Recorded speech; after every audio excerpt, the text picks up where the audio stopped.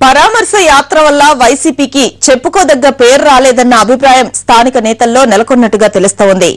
జగన్ బాణం షర్మిల చేపట్టిన ఈ యాత్రకు మహబూబ్ నగర్ జిల్లా నుంచి ఆశించిన స్పందన రాకపోవడంతో పార్టీలో నిరాశ నెలకొంది. పార్టీ తెలంగాణ వర్కింగ్ ప్రెసిడెంట్ అందరినీ కలుపుకొని పోలేకపోవడం వల్లే యాత్ర విజయవంతం కాలేదని పార్టీ నేతలు చెప్పుకుంటున్నారు.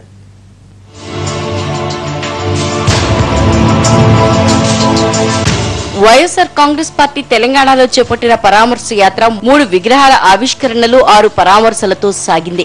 ఈ నెల 8న ప్రారంభించిన యాత్ర శుక్రవారంతో ముగిసింది.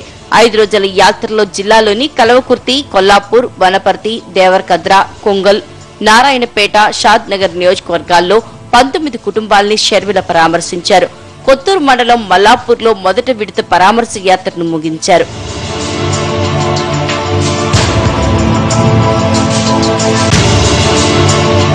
వైసీపీ శ్రేణులు ఊహించినంతగా షర్మిల పరామర్శ యాత్రకు జిల్లా ప్రజల నుంచి ఆశించిన స్పందన కరువైనట్లు తెలుస్తోంది. గతంలో వచ్చిన ఆదరణ ఇప్పుడు రాకపోవడం కొట్టొచ్చినట్లు కనిపించిందని తెలంగాణ నేతలు వాపోతున్నారు.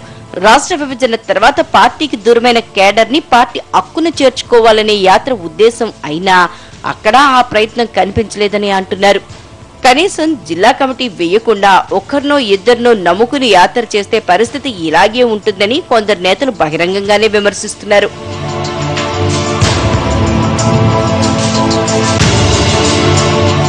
తెలంగాణలో వైసీపీ యాత్రలు నిర్వహించడానికి 1కి 3 సార్లు ఆలోచించి నిర్ణయం తీసుకుంది. తెలంగాణ నేతల ఒత్తిడి మేరకు షర్మిలకు బాధ్యతలు అప్పగించి ఆమెతో పరామర్శ యాత్ర నిర్వహిస్తున్నట్లు ప్రకటన చేసిన తర్వాత ఒక్క జిల్లాకే పరిమితం చేసింది. అందుకు గల కారణం పాలమూరు జిల్లాలో వైఎస్ కు అధిక సంఖ్యలో అభిమానులు ఉండటమే. గత అనుభవాల్ని దృష్టిలో పెట్టుకుని మహబూబ్ నగర్ జిల్లాను ఎంచుకుని పరామర్శ యాత్ర నిర్వహిస్తే అక్కడ కూడా పార్టీ ఆశించినంత ఫలితం రాకపోవడం ఇబ్బందికరంగా మారింది.